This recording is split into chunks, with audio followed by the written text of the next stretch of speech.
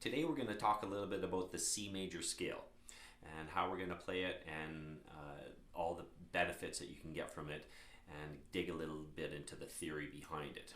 So we're going to play the C major scale. We're going to play it in first position or open position, and it starts on the 5th string, 3rd fret. Then you play the 4th string open, then the 2nd fret of the 4th string, then the 3rd fret of the 4th string, then the 3rd string open, then the 2nd fret of the 3rd string, the 2nd string open, the 1st fret of the 2nd string, the 3rd fret of the 2nd string, then the 1st string open, 1st fret of the 1st string, 3rd fret of the 1st string, then you shift your whole hand up to the 5th fret of the 1st string, 3rd finger on the 7th fret of the 1st string, and then pinky on the 8th fret of the 1st string.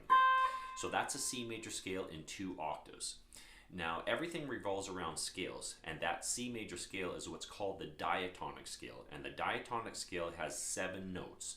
So when you're playing that scale, physically play through it,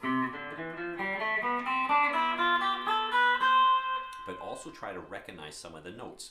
So when you're doing this scale, the 1st note on the 5th string is a C, the 4th string open is a D, the 2nd fret of the 4th string is an E, the 3rd fret is an F, the 3rd string open is a G, the 2nd fret of the 3rd string is an A, the 2nd string open is a B, and then you have your 1st octave C, and then the 3rd fret of the 2nd string is a D, the high E string open, and then the 1st fret of the E string is an F, 3rd fret of the E string is a G, and then you shift your hand up to the 5th fret, which is an A, 7th fret on the B, and then your pinky on the C. So everything revolves around scales. Now the first thing ever invented in music was the major scale.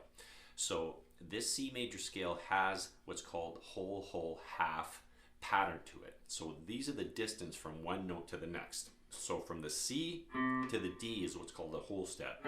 Then from the D to the E is a whole step. Then from the E to the F is a half step. Then from the F to the open G is a whole step. G to A is a whole step. And then A to B is a whole step. And then you have that half step from the B to the C. So that's your whole, whole, half, whole, whole, whole, half pattern. Now the 3 primary chords in the key of C major is your 1, 4, 5 chord. Now your 1 chord is C major, your 4 chord is F major, and then your 5 chord is G major. So that's pretty much the basis of what a C major scale is all based around. And again, you have many benefits of playing the C major scale and naming the notes out loud and understanding that all scales are derived around what's called this whole, whole, half, whole, whole, whole, half pattern. So there you go. There's a little bit of theory. There's your 1, 4, 5 in the key of C major, and keep practicing scales, and they will develop as you play them more in your music and as well as your technique. Have fun. Cheers.